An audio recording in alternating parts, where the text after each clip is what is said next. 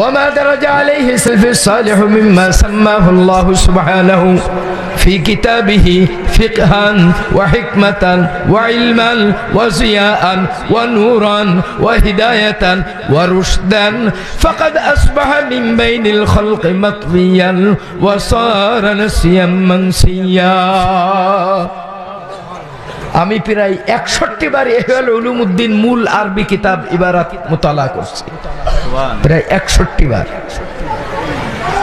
মেজা হুজুর বলছেন যে এই পূর্ণাঙ্গ দিন বললি, আংশিক বললি অন্যরা ক্ষিপ্ত হয়ে যায়, মনে করে আমাদেরকে গালি দিছে। যদি আপনারা মনে করেন যে আংশিক বললে আপনারা রাগান্বিত হন, মনে কষ্ট পান, তাহলে আমি বলি প্রথম দোষারোপ করতে হবে 1000 বছরের মুজাদ্দেদ ইমামে গাজ্জালিকে।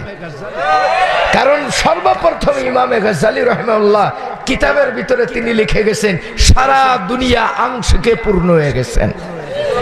আমি আল্লাহর পক্ষের মুজাদ্দেদ হিসেবে তোমাদের সামনে পূর্ণাঙ্গ দিনের রূপরেখা ব্যক্ত করলাম।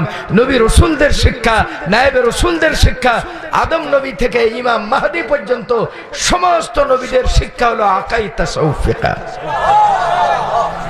আমলের রূপরেখা 4 ভাগ: ইবাদত, মুআমালাত, মুহলিকাত, মুনজিয়াত। সার সংক্ষিপ্ত কথা, দেহের বন্দেগী, আত্মার বন্দেগী, মালি বন্দেগী, আখিরাতের যে ইলমের উপরে জান্নাত নির্ভর করে।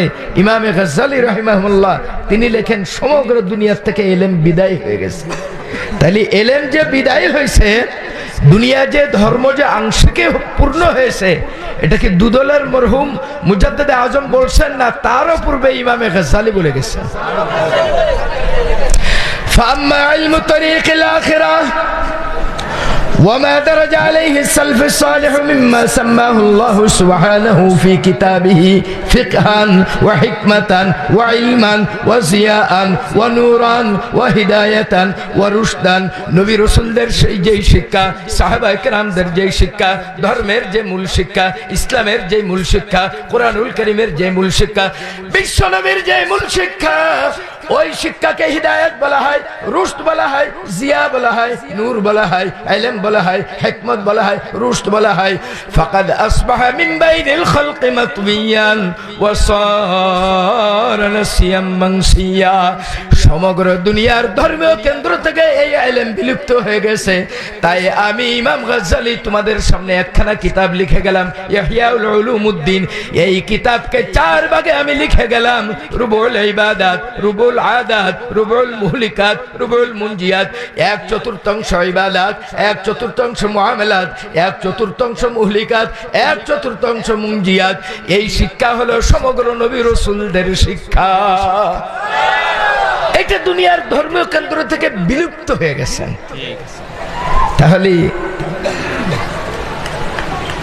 হযরতে আল্লামা হাতেম আলী রহমতুল্লাহি আলাইহি তিনি যে ইলম প্রচার করে গেছেন, সমস্ত নবী রাসূলদের সেই আসল শিক্ষা। সুবহানাল্লাহ হবে, সুবহানাল্লাহ হবে জোরে।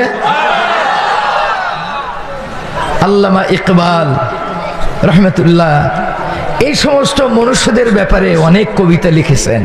তার ভিতরে এক জায়গায় তিনি লিখেছেন, आयते हम शाहे बुलबुल बाग गुलशन के लिए, आयते हम शाहे बुलबुल बाग गुलशन के लिए, लेने माली बाग तेरा हम तो अपना घर चले।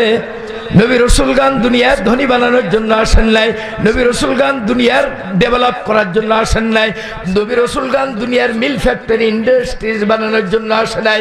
নবী রাসূলগণ দুনিয়ার বুকে এসেছিলেন সারা পৃথিবীর মানুষগুলোকে জান্নাতের উপযুক্ত মানুষ করার জন্য। তিনারা হলেন মানুষ গড়ার কারিগর।